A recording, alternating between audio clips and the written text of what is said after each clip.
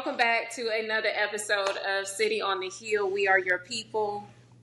Y'all are our fam. Today we are talking about marriage is work. Marriage is work. Marriage is work. But before we jump into that, I have to say this. Marriage can be a very complex and nuanced subject matter. So we want to take that into account as we take on this topic. In no way, shape, or form are we experts. We are not experts. But we have taken time to mature in our marriages, and we want to share with you through the Word of God what we have learned, what we have acquired throughout the years. So between our two couples, we have how many years of marriage? Almost 40. Oh, man. Yeah. Because we about to be 17. I know. What y'all number? 17. 20, yeah. We're in the 17th year of our marriage. We in 18, so 35 plus. So we're almost there. Okay. So we working. We cooking with something, okay? But yeah, we just want to, we definitely know that this marriage is light work, okay? Make no mistake about it. It's designed by God, so that counts as light work. But a lot of the issues that come and flow into marriages is heavy. So we want to respect where everyone is, and we hope that you all respect where we are and what we share. Give us grace as we give you grace. But let's get into being real on the hill. Real on the hill. Yeah. Question of the day. What did you think marriage was when you initially got into this thing? I'm gonna be honest, I always wanted to be a wife and a mother. Like, I always wanted to be that. So I thought it was like, I'm gonna bring my husband some, I'm gonna serve him. I'm gonna be cutesy all the time. I'm gonna, make sure the house is good all the time. Just like, I'm gonna ask him how his day was. I'm gonna rub some feet. We're gonna go out on dates all the time. I like to laugh and dance, and we're gonna go together. Yeah. We're gonna go together.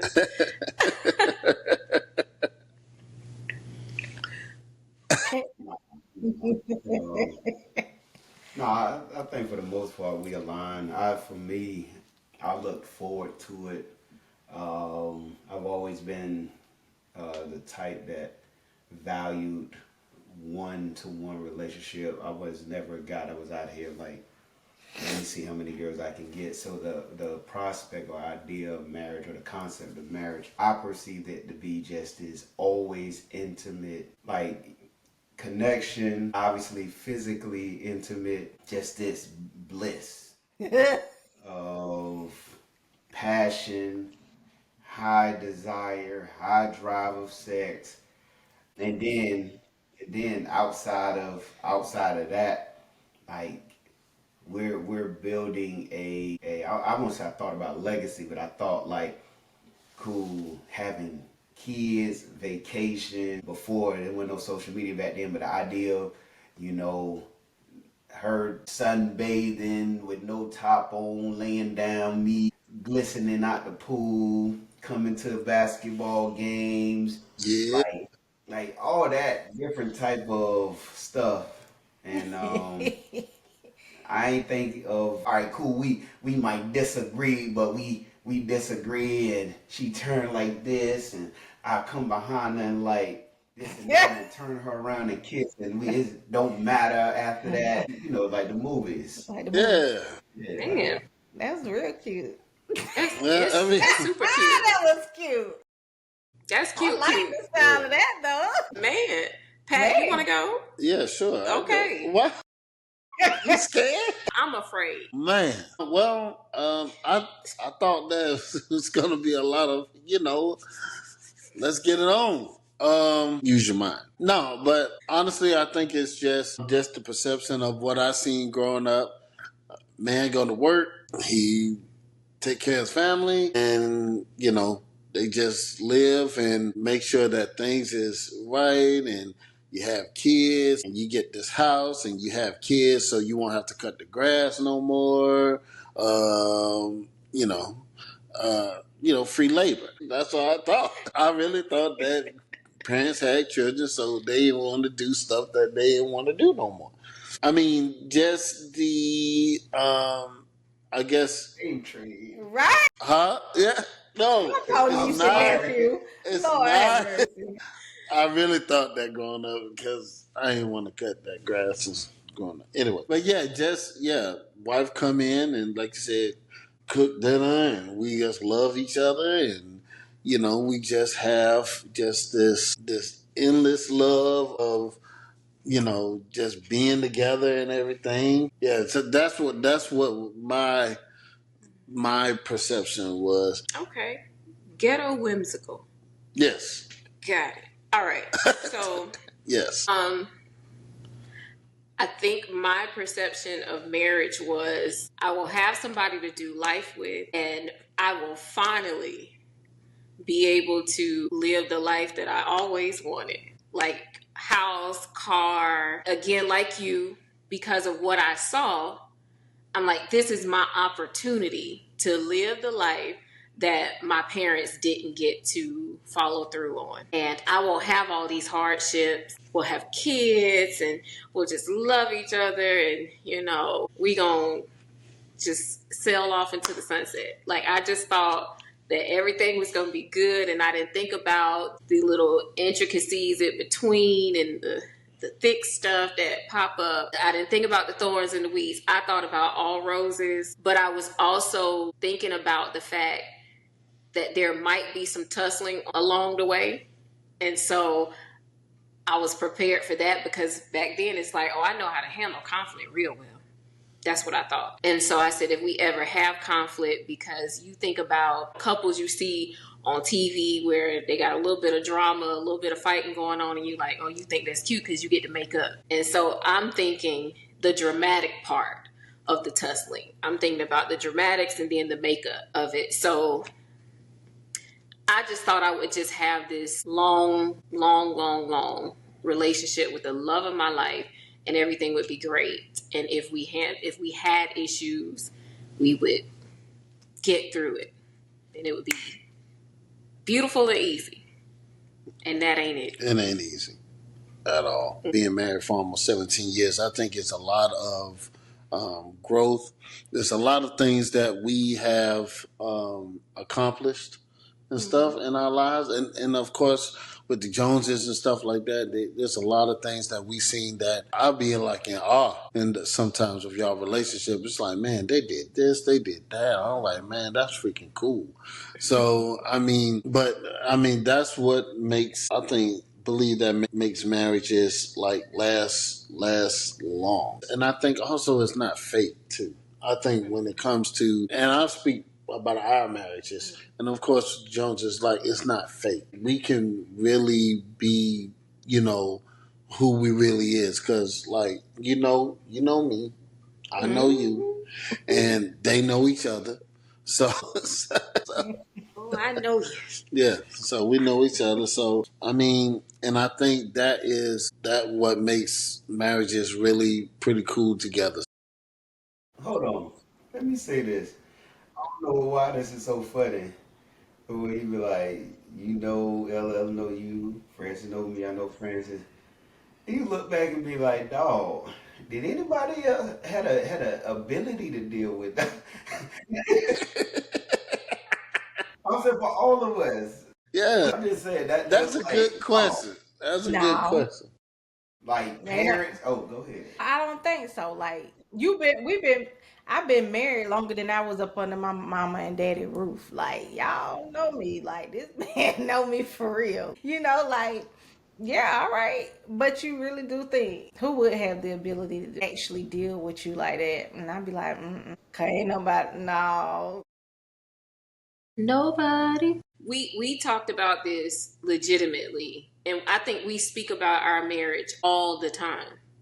I think he probably gets sick of me bringing up stuff that we could just kind of talk about. But I like talking about our marriage because we've learned from not talking.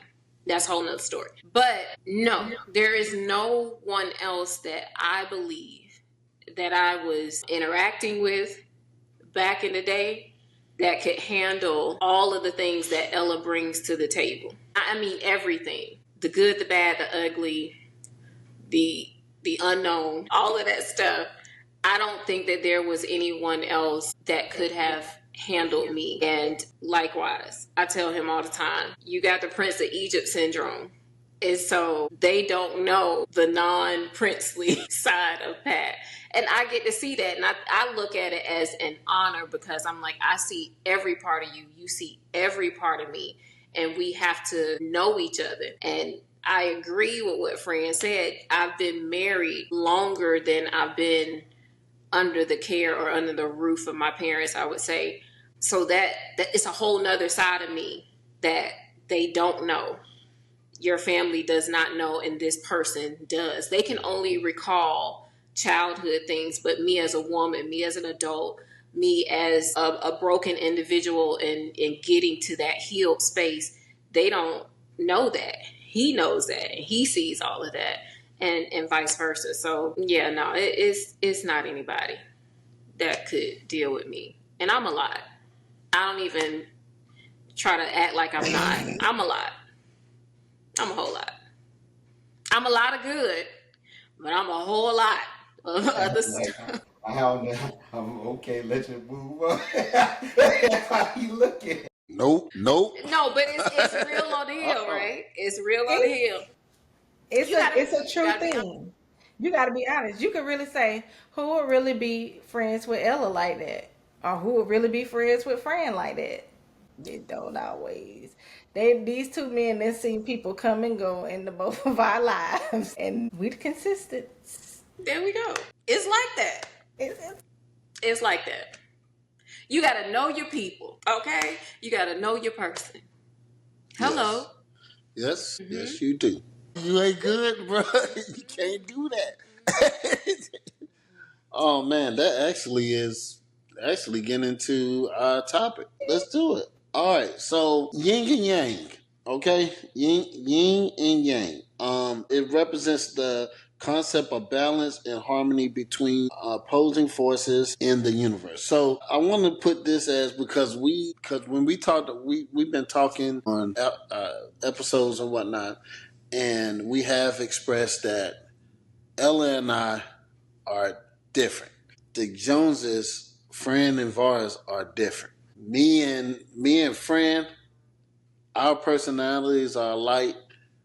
Javaris and Ella, they personalities, all right. So let's start with differences. Let's start with the differences. Vars, differences between you and Fran when it came into this starting your marriage, from the thinking to the interest, anything, etc. Hey, what was the differences when y'all became a union that you had to basically get through when it came to your marriage? I'm saying the wrong word, but y'all know what I'm talking about. So from the jump, not now, from the jump, like initially, I'm gonna use the word I used then. I don't use it now. Wow, like she is wow, and not wow like chaos. Wow like outgoing, extremely outgoing, extremely talkative, always wanting to go and do.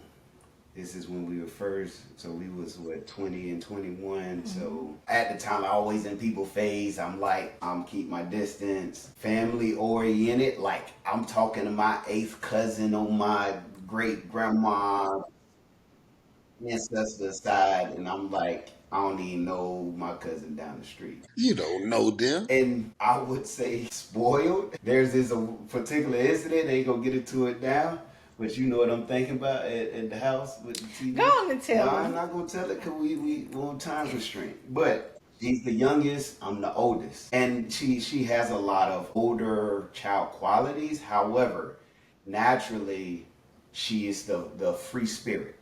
I'm the discipline, order, blank. So that was the wow. So I'm like, man, she is wild. She's doing too much. And it rubbed me the wrong way. Like, I love this at the time. I love this girl, and I want to be with her.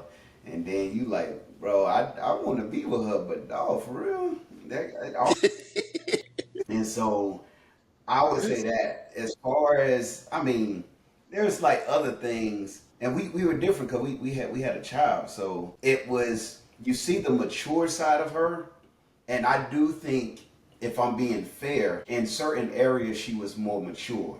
So some of the things that were more mature, like being social with people, that business networking mindset that was natural to her, that wasn't natural to me. So I'll come to work like, man, they tripping about me showing up 5 minutes late. Ain't nobody doing nothing. And she like, well, you should. She wouldn't say it, but you could be like, and I'm like, you supposed to be on my side. But so she had some maturity in the places I was immature, but vice versa, I had more structure in a place where she was a little rough around the edges. So yeah. Friend, what you got? Friend has always friend. I've always been loud. I'm always like, I guess, trying to get people together. Javaris was much like, no, I ain't doing all that. Like, what we gotta do that for? Like, and I'm like, cuz, like, people need to be together. I'm like, what do you mean? Yeah, I think when he actually like saw me working, like that was another thing. Like I have always enjoyed the field that I'm in. Like Yeah, always. I ain't never had unless I was somewhere that I wasn't supposed to be working at and it was a hard time. But as far as doing what I do, I always love dentistry. yeah, Always for yeah. 20 something years. And he would be like, what? I was like, I'm just going to work. I'm I'm gonna not. I'm gonna say this. I'm sorry because that's a very good point. Work ethic. Her Yeah, work ethic is here. yeah, And I ain't talking about, Unmatched. yes, dentistry, that's her passion. Like basketball coach and mentor is my passion. But even if she's doing stuff she don't want to do, she like, I gotta work. She came up where we was in Augusta at that point. It was like, I'm finding a job in 2 weeks. I'm like, go back to what they expect. I got this. Just chill, relax, And ease your way job. into it. I'm like, you doing too much. Why are you trying to find a job? But I'm like, man, I get paid on the first and 15th. I ain't finna work that hard. I do what I like doing.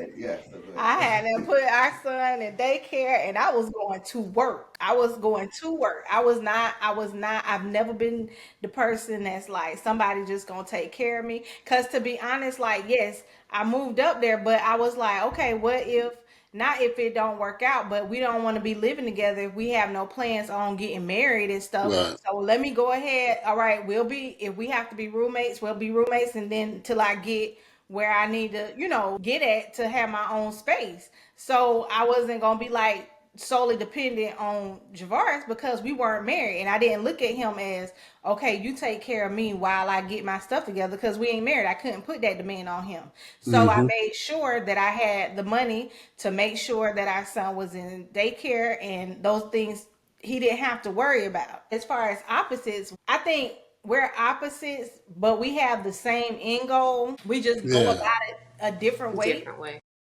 So, yeah. I'll just end with this. I think last episode or two before, I talked about her being we the Miami Heat, and she is like her star, and I'm my star. yeah, And I know that's not when you think of marriage, for people like, oh, like we complement one another, and we do, but it's different. Like we yeah. complement extremes. Like we're Right. extremely opposite.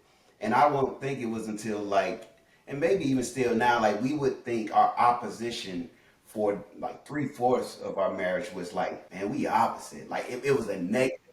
And I think Yeah, now we're starting to, I say, value the the LeBron James, the D Wade, like this is what you do. But yeah, initially we ISO players. Why are you going 1-on-1? Well, why are you sitting there trying to run the offense? Like just give me the ball, just move out the way. And Yeah. Yeah, we were totally opposite. And plus, we looked at things differently because based on how we were raised. Yeah. And so when I was like, I'm making dinner and I'm bringing it to him, and he looking like, what? Why you? And I'm like, my mom always set the table. We sit down and eat, and my dad got his plate, and then we got our plate, and that's just how it was. Like I see my mom be a wife, and Mm-hmm. so it was certain qualities like making the bed, having the snacks ready. And he'd be like, "Why you doing all that?" I'm like, "Cause that's fun. Like, come on." And it's fun to me still. Like, and he'd just be like, "Why you doing all that?" It's hilarious. Ella, what you got, man? Differences, shorty. Go ahead. There's a lot of differences. Man, where do we start? Don't embarrass me. I won't. I won't do that. I won't do that. I'm joking. I'm joking. I think our rearing, growing up, how we were raised was similar. We had similar experiences. That was easy, but what made it different is I think I was destined to be a good mother, not a good wife. I saw a little bit of my mom being a wife, not not enough because my parents got divorced when I was young. So I didn't get to see what would be, I guess, the impressionable age of a woman, or a young girl. I didn't get to see all of that, but I got to see a whole lot of her being a mom. So when we got married and then we had Mackenzie, I was a better mom than I was a wife. I can say that now. I was darn good mama, not able to be an effective wife. And I think that just, like I said, that comes from how I was raised, what environment I was raised in, what I saw. You and I handle things differently because I was raised by a single mom and I saw her doing everything and her having to do everything, figure out everything. I'm the person in our relationship, in our marriage, that will have the foresight. I'll go and I'll figure things out before it hits, or I will see it before it hits. Pat is you are laid back. You kind of laid back. And I think that's more so of your thing is like, man, let life come, and I'm going to do what I have to do when I do it. But I was always, and I still am in a lot of ways, I've learned how to kind of back up now. But then when we first got started, I was very much so the forerunner in this is what we got to do. This is how it should be done. I know what need to be done because that's what I saw and it was effective then. So that's what we doing. And that just wasn't a partnership because I came with a certain set of ways of thinking and so did you. And we butt heads in the beginning because of that. And we had to learn how to taper that off. Let me adjust myself. Getting ready for this. Okay, so just real quick background for everybody. Me and Ella been knowing each other for a long time. We knew each other for about 10 years before we even decided to do this thing and to get married. I want to put that out there. All right. Yes. All right. So, man, I was like, man, you are a force. Like when you believe in something, you will argue it down. It doesn't matter if you know you wrong. You're gonna make your point and you're gonna argue it down until you win. until that person just be like, you know what, I'm just gonna give up. You got it, the sky's red. Okay, gotcha. All right, you're gonna do it. And like I don't like arguing. I hate arguing. I hate confrontation. I just don't like it. You in the beginning, it was like, what is this for? Well, like, what you mad for? Like, this is nothing to be angry about. But I can understand that certain stuff that maybe either I said or did, think about it now. Now I'm looking at it, I'm like, oh yeah, that was kind of not right. Mm-hmm. I get it. But nevertheless, I think that our differences actually kind of was like I mean, and it's okay. I think it's okay to have differences and stuff like that, to have different thinking, because even when I grew up, I never met my real father. So my mom and my dad and my stepdad, but I call him my pop. It wasn't right growing up. Howsoever, that example allowed me to be like, hey, when I get married, I'm not gonna treat my wife this way. I'm gonna be this type of guy, this type of guy. But then going forward into my marriage, I still didn't know how to be a husband. I didn't know how to be a husband. How do we? I think friend. That's why I think that your example is so good, because it kind of come across like you learned how to be a wife because you seen those wifely duties in there. Not saying that your mom didn't, because your mom, no, okay, No, but I'm sorry. okay, I got to pause. I'm not gonna do Sheila no, like no, that. don't do shit. I saw more of the motherly stuff, but she always wanted to be a wife. She never Gotcha. remarried after my dad, so she always Right. wanted to be Gotcha. a wife. Okay. So she taught me some things, but she Right. couldn't teach me everything and model that behavior. Gotcha.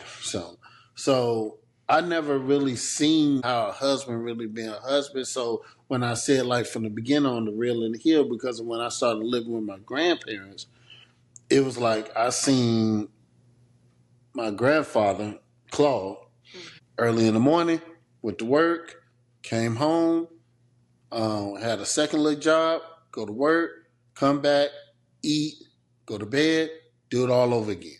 And that's how I thought that being married was really about. The feelings and the stuff that you needed from me is like, okay, but what about this other stuff that I'm doing? The things that you're like, Pat, didn't you do this? You need to, I got you. But what about this other stuff that I'm doing? Is this stuff not good? So I thought that it came across like, man, she just don't like nothing I do.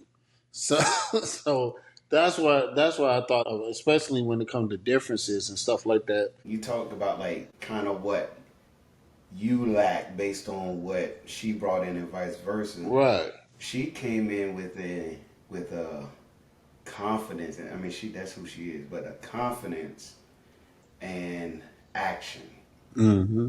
While I'm more so of a thought and principle type person. She's like move, move, move. I'm like, where's the thought behind it? And she is like this confidence, and I'm in thought. Like this gotta make sense. I need it, and that kind of goes to the fear, right? So, but you bring up y'all bring up childhood. I think one of the reasons why I was so, it's my personality, but also I was like, I just want one relationship, this and that. It's because I valued what I didn't see long term. I've seen it in pockets, and just for privacy's sake, it was something in me. It was like the way it should be ain't necessarily how I've seen it. So I want, before she came in the picture, whoever I marry, like that's it. But I'm dealing with fear. I grew up without my real father, so I'm growing up fear of abandonment. I'm big on loyalty and commitment, and even when stuff hard, my mom, one thing, we would talk through everything. We would talk, and usually it's her talking to me, but it started out fussing, but it's a lecture and it's a lesson. And she, especially in the beginning, she's like, "What? What all this talking? Why?" Like, and I'm like, "No, we gotta talk it out." And I'm willing to. If we gotta stay here and talk it out, but based on her childhood, that's for her to speak on if she won't. Like, I don't have time to sit here and discuss issues. Issues are what they are. I just gotta move, and right. I have to move forward. And the way I would look at it, like, you can't move forward until you solve the issue. And so those were some of the biggest things, especially when the differences became glaring. I became a mother early, so a lot of the shenanigans of focusing on the minor stuff, I needed to move. Like, I didn't have time to have a pity party. What we doing now, and we need to move because by the time you talking about this, I done missed a whole job interview. I done missed the whole and that was my way of thinking. Most things when I was a certain age that most kids were thinking about, I wasn't thinking about that because I'm like, y'all talking about prom, I'm talking about daycare fees and formula. I don't got time for that. Like I didn't, and that was my mindset. Where I was mature at, I was mature. I didn't have time for immature things. And those were usually the things that I probably would have been going through. But sometimes your life puts you in a position to be somewhere else mentally so you can do what you need to do. And Yeah. so those things I couldn't dwell on. But like I remember when I told Javaris, I was like, I think we should, this is what I used to say, y'all. I said, I think we should invest in a house. He was like, invest. And I was like, yeah, like who's Kevin gonna Hart. stay in this apartment? I'm like Kevin Hart. You using the big word I don't understand. So I'm Yeah. gonna disrespect. So I had okay. So and this is just two ways of growing up differently, and it nothing. My mother-in-law is great. She's awesome. She did everything in her power Shout out to do what she Mama. needed to do. But you know, like when I would think about things to do, Juanita. you know, I'd be like, we need to get this house. Like we need to get a house. Like he need, you know, our son need to be in the backyard playing. We need a dog. Like we need all of these things. And he would be like, what are you talking about? He would literally look at me like, But why? Why though? okay, because we just grew up different. And those things weren't like in hindsight, like in front of his face like that all the time. I grew up in apartments my whole life, and there was Yeah. mom did Yeah. a great job. Right? I don't take it. Shout out to Oak Hill Apartments. Right. But so staying in the house wasn't in my mind. It was like that's some old people get once we get 30 and 40. And she like, we 21. Why are we in this apartment? Why we ain't get I'm like, you moving too fast. What are you doing? And I'm like, E4. I'm making $900 a month.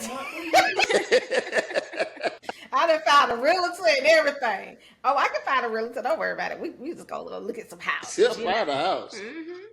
And a job. So Right. And it was just the differences of how we just grew up. No one was more better than what I had never stayed in an apartment. I had got my apartment. I had two apartments. I had got an apartment, then I had to move back with my parents because I had gotten sick. And then I moved out again. But and she's then an adult by this time. right. And then I moved up here. So I didn't know anything about an apartment, but I could tell you everything about a house, honey. Those differences of exposure, it was how we attacked every situation. She's attacking it with this, I'm attacking it with that. And the only thing we doing is seeing the wrong in the other Exactly. person's reasoning. So, man, that's that's good. We are coming from one of our base scriptures is 1 Corinthians 7. That whole chapter, especially when it talks about teachings of marriage and everything. So that's where we basing our conversation on. So, but this is actually real good because this actually goes into the next question I have. So, and it's part of the opposite part of the differences, the similarities. What are some pros being just married in general? You have a lot of people that are together, been together in a long relationships, but the dude haven't put the ring on it, as Beyonce say. Um, and and like what and people are just scared of the commitment of being married and being responsible of not just yourself but somebody else and maybe in other people, especially if you have children. So what are pros on being just married or being married to me? I do feel like I married my best friend. I married somebody I actually like. I like you. I don't just love you. I know. I think that, and we established this a while back, liking someone in a relationship, but especially in a marriage, is so critical. because you can love someone, because love is more so of, I am obligated to you. I am obligated to serve you. I am obligated and I'm choosing to do these things. It is a choice. I choose to love you. But like is like, man, I want to. Like, I dig you and I dig everything about you on a good day. And I really believe that that's definitely one of the pros, is being married to my best friend. Also, being married to somebody who gets me, which is kind of like an umbrella of the like and best friend thing, but you get me in a way that a lot of people don't. I'm not a mystery to you. And I think that the things that are unknown, you can easily know, because I can be vulnerable with you. I wasn't always like that, but I can be vulnerable with you. And I know that you can with me. So I love those moments between you and I when we're completely vulnerable with one another and we're sharing exactly what's on our hearts. I love it when you tell me that you're safe here, because, the word talks about, your heart safely trusting me as your wife.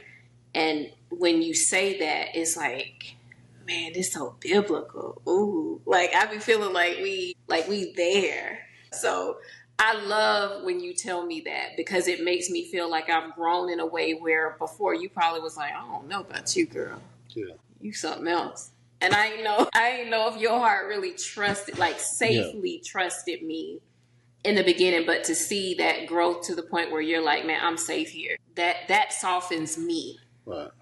So yeah, and the fact that you get to do life with somebody that you actually love and like, and you see so many things that you can do with them. You see your best potential through this person, and you want the best for them, and you can envision so many things being built out of this union.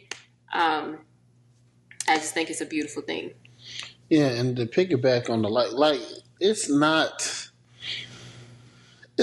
good to just be around somebody and just be like, I don't want to be around you. You just put a bad taste in my mouth. That sucks. I mean, to do that and just to be around somebody and you trying to live and trying to make it work and you're not happy.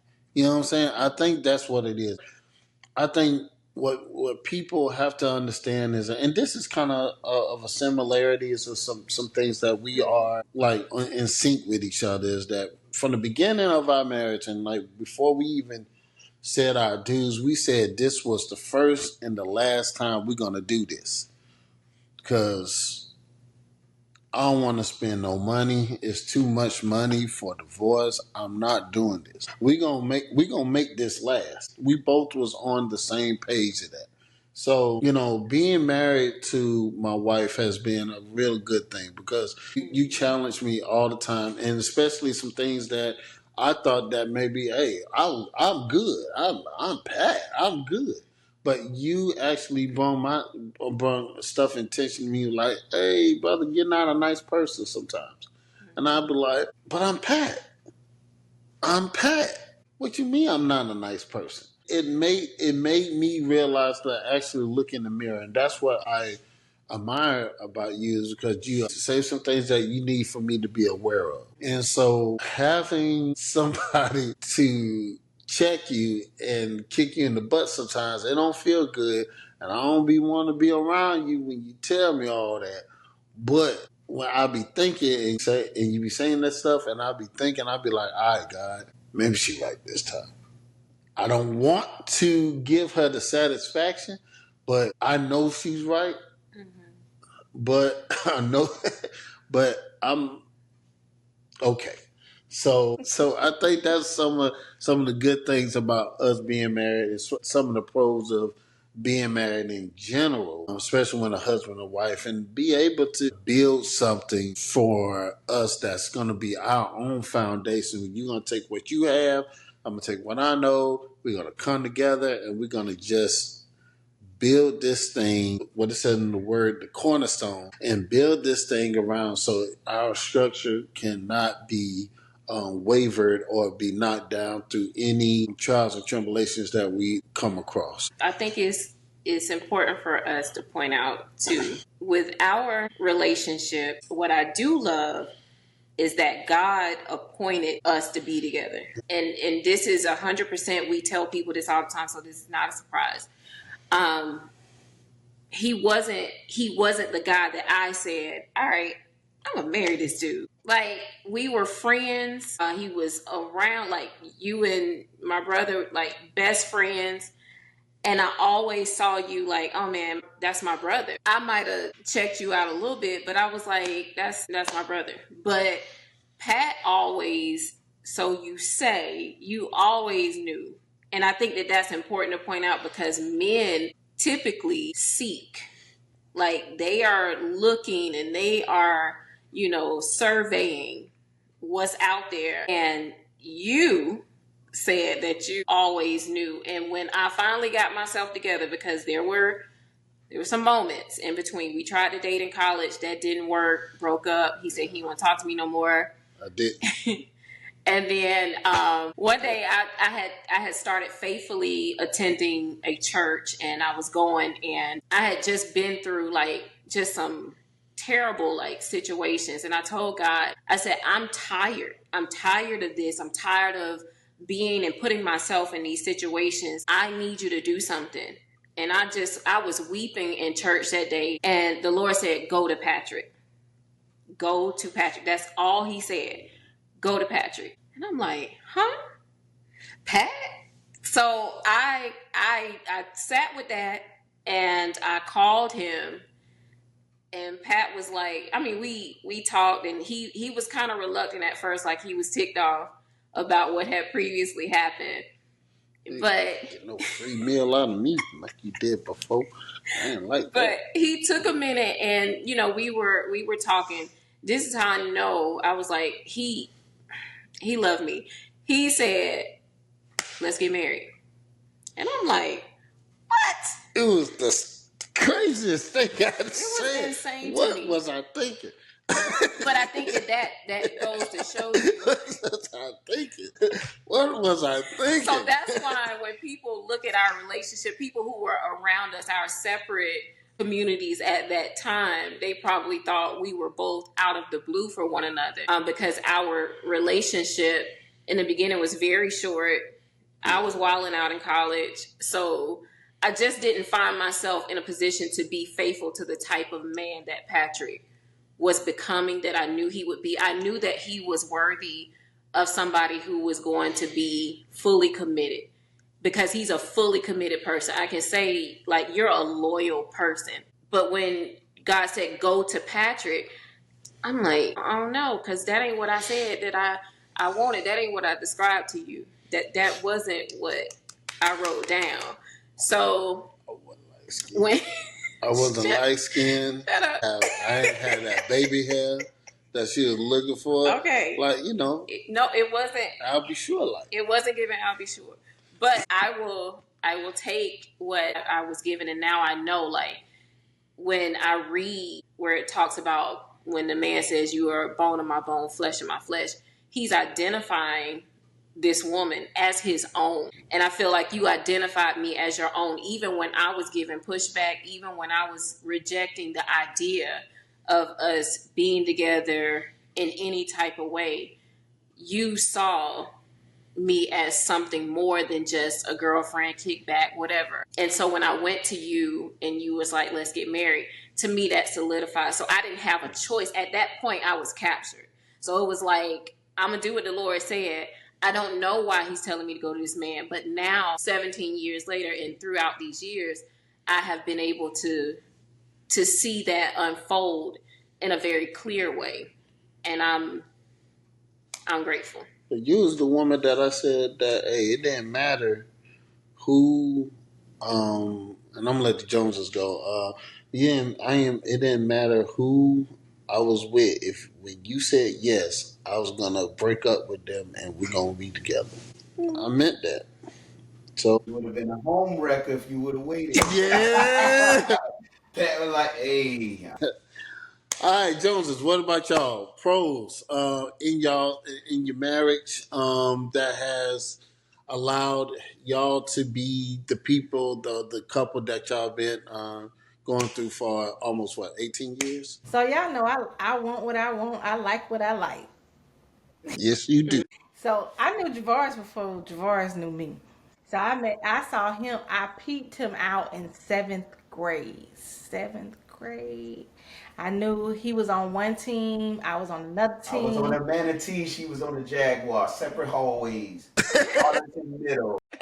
So anyway, I knew his little girlfriend, and I was like, that ain't even his type. But okay, he cute. So I'm asking my friend. I already had they got the back scoop for him. Then we was a little bit smart in eighth grade. We had these honor classes together, and that's where our children get it from. But nah, of course, that's eighth grade. You go through ups and downs. When we did finally get back together that last time, it's funny because it's like y'all story kind of matches ours, but it was like that last time that we had gotten back together. I was in church. I was supposed to be there with somebody else. He ain't come to church, and I was like, all right, I ain't even finna worry about all this stuff. And we started talking. The was watch night service. The word was double progress. I was like, wow. So of course we started talking. He leaves. We went out separate ways. Me wilding out, but that last time when he called, it was like Ella. Like I had to call. Like he called. Hold on, I will speak to that part. We were together. I went to tech school. We were together. Things happened after a year, and communication stopped. Yeah. A year later, I'm in my class, and I can't get this girl off my mind. Now, I'm gonna be honest. There was a deep Dislike. despisement. So her number came across my head, and I'm like, she ain't even probably there. So I'm like, man, ain't nobody thinking about her. Man. Like 24 hours later, I ended up calling, and thing was, she had moved out. Mm-hmm. So when I called, apparently she had moved back in. And so her mom picked up, was like, she's not here. So I'm like, okay. So I was like, well, you tell her Javaris called, and I don't know if I gave the number, whatever, but yeah, go ahead. She was like, Javaris called you. I was like, okay. So I was like, ooh, should I call him or not? Because I know I'm finna get chewed out. So I'm like, okay, Lord, should I call him? So I called him. With And an attitude. I was like, hello. I was like, you called me? That's what I said. And I said, look, cause I'm like, I already hear it. I'm like, look, we ain't talked in a year. I'm just calling to get closure on what happened between us. Look, I don't want nothing else from you, blah, blah, blah. Then, I think, did we talk again? So we got off, so her temperament, her attitude went down. By the time we got off, like 5 minute conversation, she was like, okay. I was like, well, this is my number if you ever want to talk, whatever. Like, not even thinking. Right. He called by a couple of days to a week later. She called my phone. I'm working mid shift. I go out to the car and I see, I'm like, she called me. So I called him. We talking. We talked for a couple of days. And then as I'm getting off the phone one day, I was like, we're going to be back together, right? She had to calm down. Yep. Yeah. So she talking like nothing's happened. We get ready to, she's like, we gonna be together. I'm like, in my head, I'm like, I just say, nah, that ain't nah. I'm just like, okay, whatever. We here. So Yeah. I would say for me, the similarity, or before we get to the similarity, there are three words as you were asking that question that popped up to me: intrigue and uncomfort. The intrigue, as much as we're opposite, from eighth grade to being in class to seeing her walk down the aisle and like, hey, who that is, to the month that we spent before I went to basic, to just her in general, there's always been a pull of me to her. Like an intrigue. So we talk about the differences and the frustrations, but there's always been a pull to her. We went to middle school. She's seen the girlfriends I've had. I've seen the boyfriends she's had.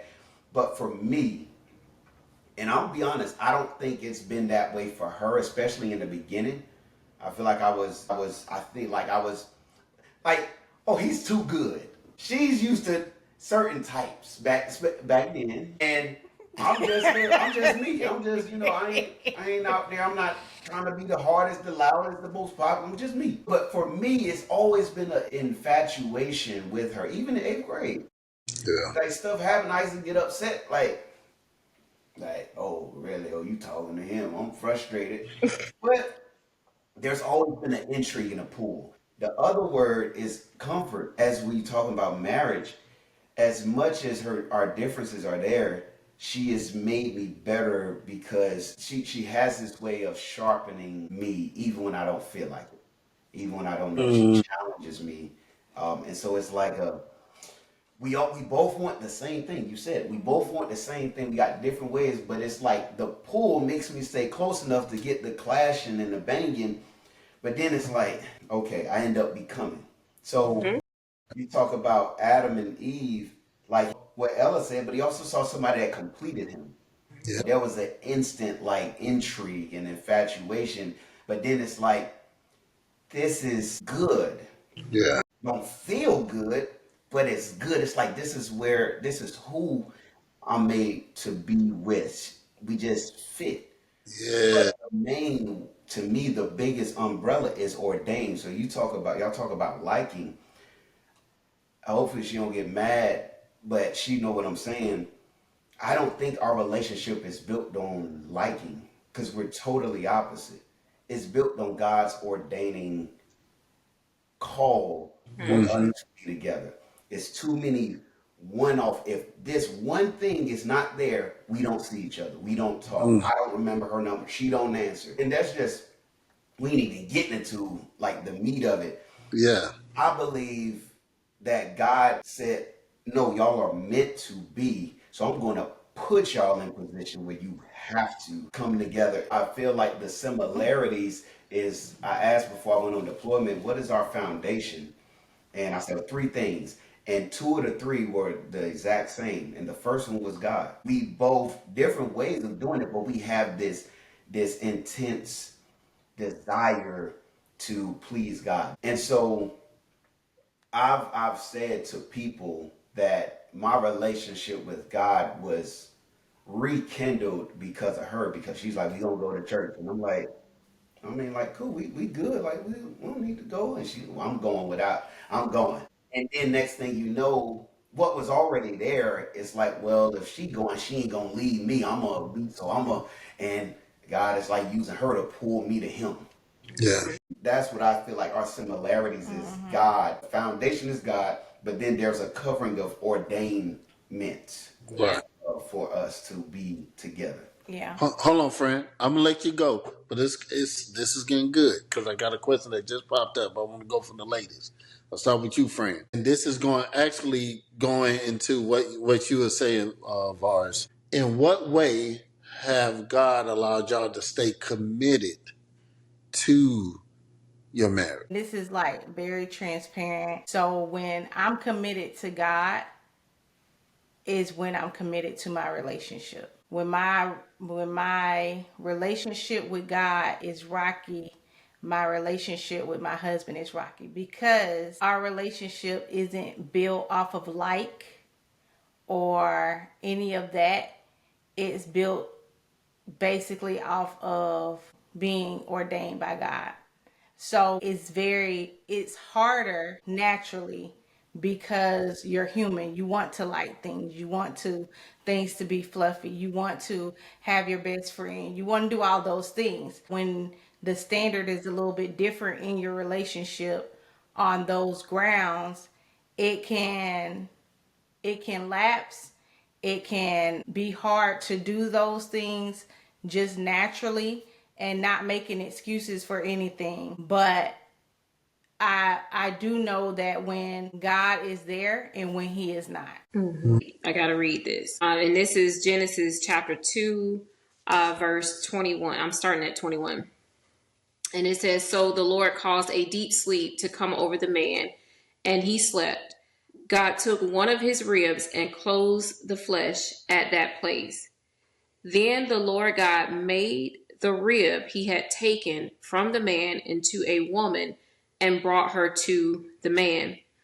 From that scripture, what I like, especially what Fran just said, because it's exactly how I feel. When God took us, woman, from man, something that he created, something that he formed man. So he's familiar with man. Then he takes that rib and forms the woman. But before the man ever gets to look at her and have this desire for her and get to adore her, she is in God's hand. And she's with God first. And so now as a mature woman, I realized, and I prayed when I was praying for you the other day, that's what I was telling God. I said, I was with you first. When you were making me to be his rib, I spent time with you first. I realized in that moment, like, you are my authority, God. And you appointed me to be in this man's life. So you know both of us intimately, and you know exactly what you brought together. You know how this is supposed to be designed. You shaped and formed both of us. But what I have to remind myself is that I have to stay close to God, because I was with him first before I was with you. And if I'm not close to him, if I'm not respecting his authority, if I'm not submitting to God first, it's going to be very difficult for me to do those things with you as my husband. So I have to know who formed me first before I can even come up in your space. And I think that that's one of the things that has kept me grounded as I matured, because I didn't always have that understanding. I did not always carry that mindset. But as I spend time with God, I realized that it's easier for me to respond to you. It's easier for me to respect you. It's easier for me to love you, meaning choose to do all the things. It's easier when I'm spending time with my father. If I ain't close to him, I'm not going to be right for you or no one else. And it's the authority part. I think that if I could guess or even consider that we were just learning when God was doing that forming, that was time. And I think that we were getting to know what it was like to be in his hand. And sometimes I think it's important for us as women, us as wives, to understand that we were in God's hand first. And so before we can go and be this gentle, loving woman, and respectful woman, submitted woman to our husbands, we have to get like that with our father. So that keeps me grounded and committed to you. Boris, what you think, man? Our commitment to our marriage is, we go through changes and stuff. We go through a lot with each other and whatnot. What is the foundation for you to stand 10 toes down on your commitment to Fran and y'all staying together? Anything that I'm about to say is not to give me any accolades. It is to be transparent in thought and in person. Gotcha. I'm naturally a person that is loyal. Loyal is a big tenet of my person. Mm-hmm. Commitment goes with loyalty in my head. And so I think I'm naturally designed to commit to a process. And with that, when you add the stuff we talked about with that fear, which is not good, the principled person, the structured person of wanting things to be a certain way, there is a clash. There's a loyalty and a commitment, but there's also of this gotta work. And on one hand, I feel like God is like, that loyal factor is a good thing, but the fear factor will drive the commitment to an unhealthy place. So bear with me with what I'm saying. Go ahead, man. I don't naturally run. I don't naturally abandon processes. At the same time, I can be too rigid in processes. And so I say that because as I was listening to y'all speak, the verse that came up, 1 Peter chapter 3, verse 7, Peter writes, likewise, husbands, live with your wives in an understanding way, showing honor to the woman as the weaker vessel, since they are heirs with you of the grace of life, so that your prayers may not be hindered. So without breaking it down too much, dealing with her from a place of understanding is a struggle. Not because I don't understand, but because of the differences. So not understanding, especially initially, but even now, as 18 years in, there are times where it's like, I wouldn't operate that way. I wouldn't do that. I wouldn't, whatever. The thing that sticks out as I thought about it and then read it is valuing her. That is something, just to be totally honest, over the last couple of years, that is something that God has been working with me. How do you value all people, but how do you value the one that I have designed and ordained for you to be with? Yeah. I don't know how she feels about the whole, like and all that. I like Moy. It's not I like, but that's not the principal tenet for me. Because I'm a person of principle. I said that in the beginning. God uses that to drive my commitment. Now He's saying, because you're committed, learn to value her, value the differences, and it's hard because when we have the different ways of doing things, the different way of seeing things, the different ways of responding, it's natural for me for that other side of the commitment to be like, it just should be like this. Like if you do it this way, it'll work. And I have failed tremendously in the past. And if I'm not careful, I can fail in valuing what she brings to the table.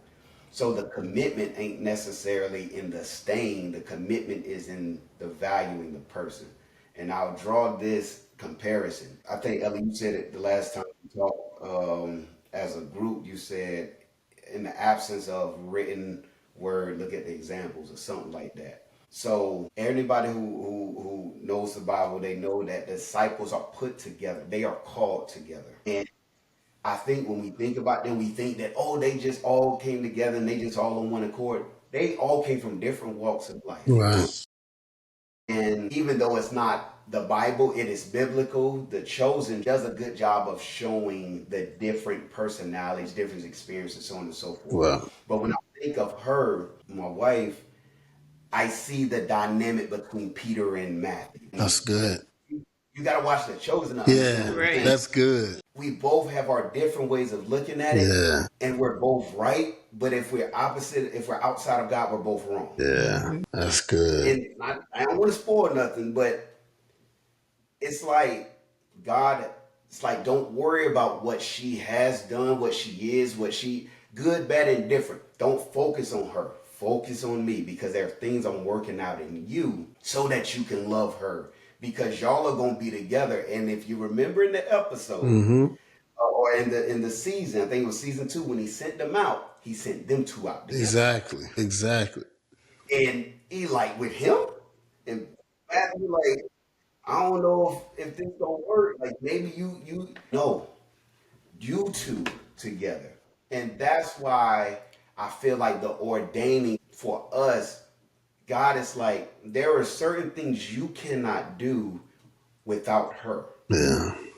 So instead of just trudging through the mud, learn to value her. And like I said, I'm not perfect at it. I fail at it a lot, but God is calling my attention. And the last thing I'll say, that goes back to what you said and what you said. He's like, but you can't do that until you're in proximity with me. Exactly. Because the way that you are to love your wife as Christ loved the church, we love to quote that. When you really start to understand how I view you and how I could view you, now there's a call to attention. So I'm going to use that principle to discipline you when you sometimes want to get off and frustrated with the differences. And so God has called my attention to, she's the weaker vessel, not because she's a woman, but you're called to an authority position. And in that position, you don't lead by, this is what we need to do, this is what we got to do. You lead how I lead you, which is serving in love. Exactly. I'm gonna read on my references in my Bible on that particular verse, 1 Peter 3:7. It says, the Bible says in effect that if you're going to be God's kingdom man, you've got to spend time with your wife, listen to her, and know what her needs are, and grow in understanding of her. You can't lead someone whom you don't understand. Wives may be physically weaker, but they are their husband's fellow heirs of the grace of life.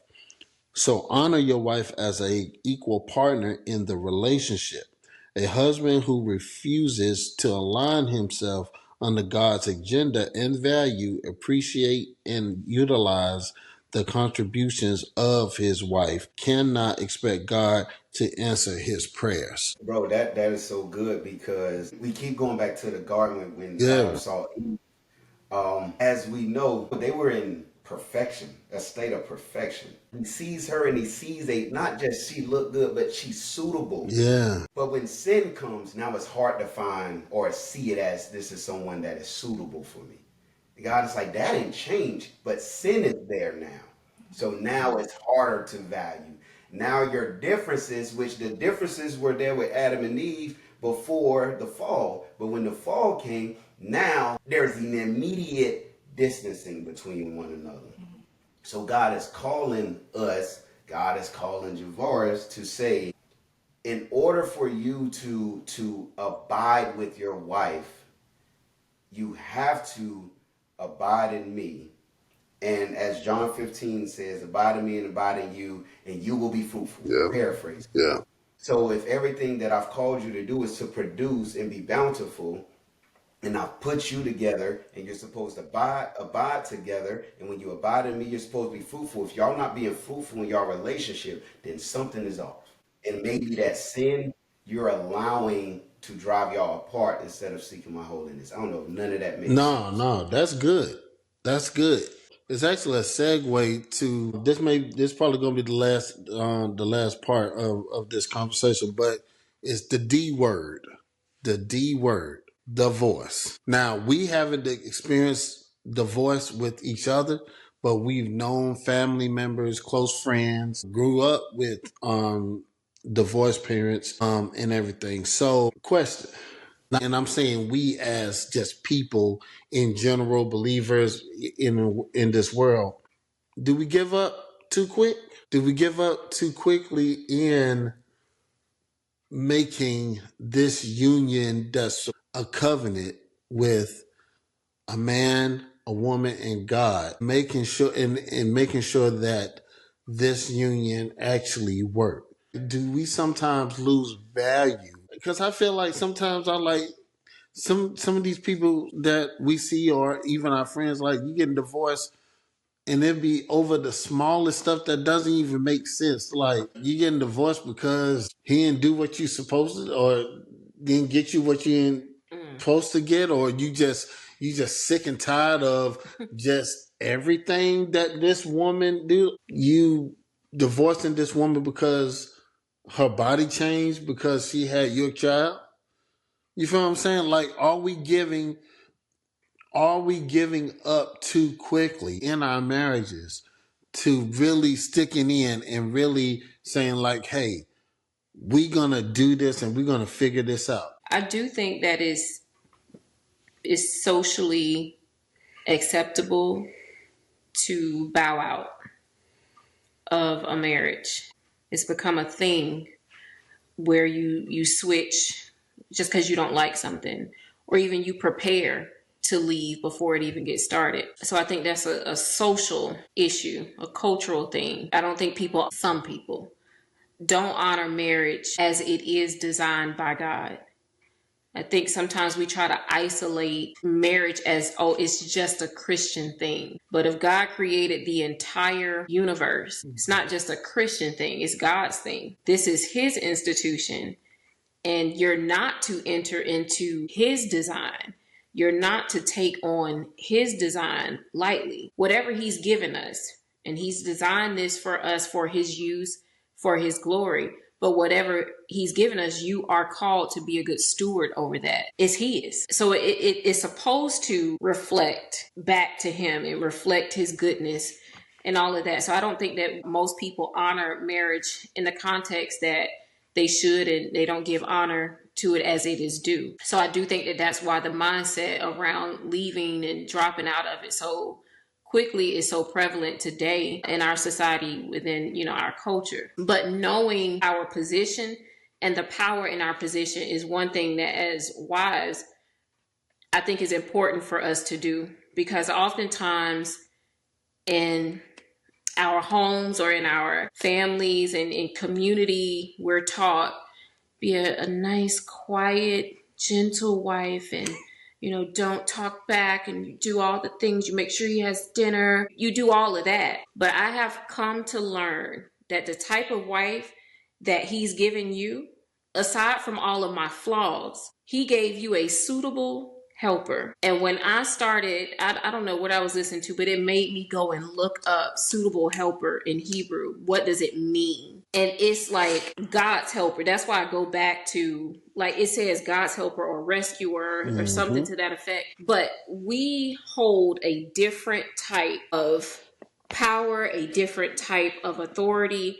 And I think it's important that women not minimize their roles for the sake of saying, oh, I bow to you. I'm here because God assigned me to play this role, and not to take it lightly, not to diminish what he created. Because again, I was with him first. Mm-hmm. He had me in his hands. So he formed me especially to be a helper. And a helper is not a small role. It's not a small title. It's powerful, and it's more than just support. That is different.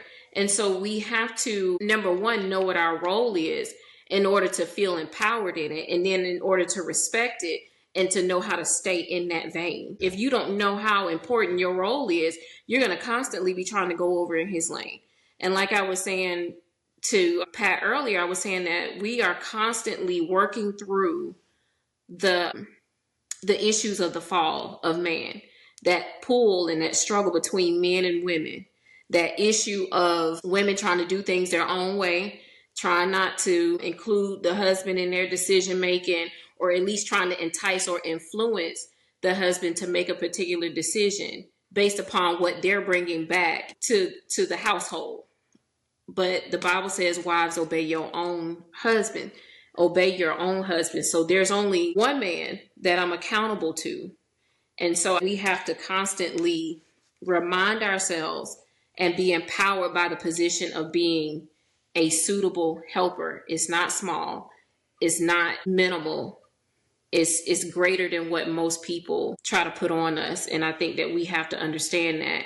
And it doesn't supersede our husbands, but it has its unique place and position in this thing called marriage. Yeah, I just think that with that, knowing your role, because everyone's roles look different in every marriage. Mm-hmm. What may work for Pat and Ella may not work for me and Javaris.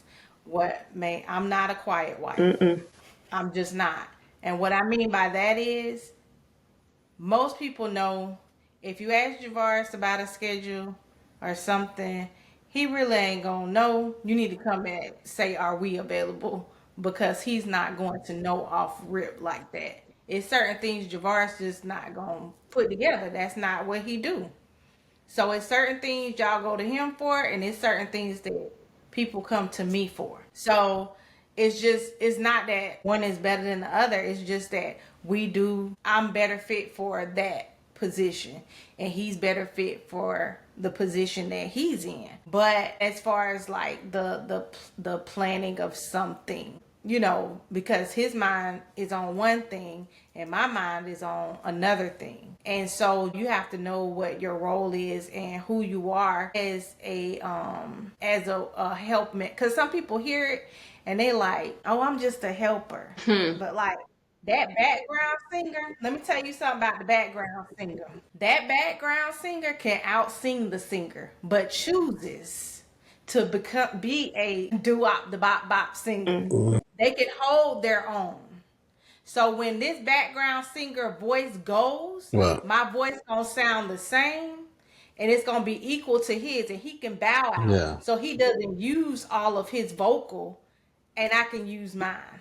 A person who sings always has a favorite background singer. They can get another one, but it will not equate the one that they are in tune with. Yep. So you can go out here and get you another one, but is it going to sound the same? Is it going to be effective? Are the people going to feel it? Are the people going to know the difference whether you're in there, you're singing, or that person is singing? Man, Yep. you cooking, friend. There you go. The thing about it is, we have all of these. We have the yin and the yang and the differences in all of this, but this is how God created us to be. So the thing about it is, yes, you can say, okay, this happened, and then now we're gonna get a divorce, and then in your next marriage, it's the same thing. The common denominator here is you. Yep. Yeah. So that's a self work. Because the problem can't be with everyone when you're in relationship with everyone. So society has told us, we can change the person just like we change our shoes. We got a choice. And when we sometimes use that too loosely of God gives us a choice. Yeah, but some things are mandated, and those things we have to take into account for. I mean, I've seen people, and I've seen people who are like friends and family and everyone who are supposed to be together. They leave the person, everybody go on with their life, and then you mad because of what the person doing, or it looks like the person is progressing without you. Well, if you would have stayed and asked God for some more guidance and not just said, all right, I'm done, we would have seen the process through. Now, is it tough in certain situations? Absolutely. Don't get me wrong. There are certain situations where it is tough, and there is a choice that has to be made. But we have to make sure that we are going to God about these things before we just up and moving, because our feelings get hurt easily. The loyalty has been, torn apart, or the respect has been torn apart, or the whatever it is has been torn apart. But sometimes in life, I remember a dear friend named Ella. Sometimes you got to tear some stuff up before you put it back together. Yeah. And sometimes it's better when it's toe up and then it get put back together. So in that, just in a sense of just throwing that word around just loosely, I found my freedom. And don't get me wrong, I'm not here bashing anyone who has had to go through that. I understand, I sympathize with you, because I don't know what the full story is in the situation. Yeah. But I'm always gonna root for y'all. Don't think y'all can go talk to somebody? Four main reasons why people go into divorce. We don't endure pain well. We don't like being uncomfortable. We don't like being challenged. We don't like being wrong. We don't like when somebody tells us we wrong. And the pain of just conflict between man and woman is already there because of sin. You mentioned Genesis and the aftermath of the fall. People skip over the part when God is like, okay, because of this, these are the consequences. He says to the woman, childbirth, and everybody knows that, but there is a piece right after that. I want to make sure I'm quoting this specific. In Genesis chapter 3, verse 16. To the woman, God says, I will surely multiply your pain in childbearing. In pain you shall bring forth children.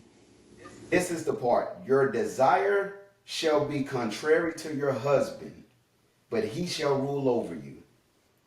That the ESV version captures what other versions don't necessarily. Usually says it's a desire for your husband. It's not a desire for him. It's for his position. So it's going to be natural conflict between y'all. That is one of the consequences that God says. So it's not just for the woman, it's for the man. We don't endure pain well. The next thing is we don't walk with God enough through pain. Yeah. To serve somebody to submit to somebody, to relinquish your authority, to deny yourself. Those things are things you cannot do without God. And when you have Him, it doesn't mean, oh, it's smooth, we got it, we straight. Nah, it's literally, I'm holding on to say, okay, you got me walking down this path. So how do I do this? The next thing is we are self-seeking. Ephesians 5 and 25 and 26. Wives, submit to your husbands, and then husbands, love your wife. If we break that down, wives, yield to your husbands. It's not lowering yourself, it's yielding to his leadership, yielding to his way of respect for his authority. Husbands, love your wives. He's ultimately telling the man, value your wife. Because in that society, the man was seen as the head of everything, Exactly. and that women didn't have the same amount of rights. So while wives, I'm telling you to respect and yield your way, he's giving the husband a more stern. You are to value her. Don't see her as lower than, see her as the same, if not better, the same way Christ loved the church who laid down his life. And the very last thing, we're blind. We're blind to the truths about God. Nobody is showing light. We started this with the longevity, right? How long we've been together. You talked about it before. I think it was me and you, and people talk about, oh, y'all been married for 18 years. Dang. There was a time where 18 years was like, oh, you just getting started. Yeah. Yeah. But who is now shining the light where you can see 20, 30, 40-year marriages? Yeah. So now what they see is 2 years, 6 months, or 5 years, but I got a side piece. 10 years, but I'm doing it my way. He don't want to come home because you nagging or you this and that. Just be honest. I ain't giving up sex because he ain't worked for it. Oh, I ain't listening to her because she always got something to say. So you either short span marriages or long-term tribulations and inharmonious relationships, because ain't nobody has set the standard to say this is how it is. And it is work, but there is light in the work. Yes. That's why. Man, that's good. That's good, bro. So it's just one of those things of, do we value marriage really and truly? I think people get married for the big wedding and the the announcement, and it's just like, what's the core of it? Is it the marriage or is it the wedding? Right. Just because we have differences in within a marriage and stuff like that doesn't mean that we are mismatched with each other. We doesn't mean that we are unequally yoked. We just have certain differences. And like, friend, you was cooking. That was real good, because we do try to, we really make a whole effort to make sure that we are on the same wavelength on certain topics, on certain ways we live or think and stuff like that. And like you said, we may just do it a different way, but as long as we on that same wavelength and on the same side of right, is the grand scheme of this whole thing called marriage. I believe that God has put in place this covenant for a special reason, for all of us to see that, hey, this is doable. We're supposed to be the bride, just like Christ loved the church, and we were supposed to be the church. So I think with the same aspects of me or husbands being the head of the household, love your wife as Christ loved the church, and of course gave his life for her. Meaning, I do. Whatever you need, baby, I got you. Whatever protection you need, I'm there for you, to protect you, to be there for you. And to be able to keep it righteous and keep it holy. And this thing, marriage, is something that's special, that I believe God really wanted us to really completely understand, but we took it and ran with it, and it ended up being, in some aspects, in some people's eyes, being unholy because of certain things that they see and certain things that is trying to put certain agendas that's not of God. So to keep that core, that aspect of what marriage is I think is special for all of us to just be a part of. So this is for the Christians. This is for the believers. Matthew 10:24 outlines that a disciple is not above his teacher, and a slave or servant is not above his master. As we are professed Christians, we are disciples and followers of Christ. Why is that important? Because when we say we can't do this, we have an example. Or when we say we're not doing this, Christ was unblemished, faultless, perfect, no sin, innocent, and he still served, gave his life for the benefit of us. So anytime that is, I ain't doing all this, it's too much, I'm not Jesus. Everybody has a breaking point outside of sexual immorality and Yeah. severe. Because even that, I'm going to go ahead and say it, even that is what Christ died for. So it's not a gateway to escape just because you are offended or you suffered an offense, an abuse. Outside of those two things, inconvenience, not a preference, frustration, long suffering that you don't no longer want to go through, we have a teacher, the rabbi, the Messiah, who was innocent and said, I'm still going to suffer for that. Man, So we have no excuse. this is good, I was y'all. gonna say, and we can, Close we can close after this, but we need to not look at marriage as something that is merely symbolic of ooey gooey love and cute. I think society has dumbed it down to be something like just a mere relationship. Just somebody, just have something to do. Just to say you did, like Fran said, you come for the glitz and the glam. We glamorize marriage as if it is not a key factor in the whole life cycle. Marriages are the cornerstones of communities. So when you got dead marriages, you've got broken communities. You got broken families, then you have broken communities. So it's a trickle down effect. And so we have to ask ourselves, this is the institution that God created. And what did Satan do? He came right in and decided, I got to destroy this. I got to kill this. And so we see where he gets at Eve as the weaker vessel, but he gets at her and he poses a question to her as a tempting question to get her outside of what had already been said. But notice Adam wasn't nowhere around, so her covering was absent from that scene. So he got her by herself. Wives, be careful when you by yourself. And what you're hearing, what you're taking in when you by yourself. But more than that, just as a marriage, as a singledom, that's why the Bible says the two shall become one flesh.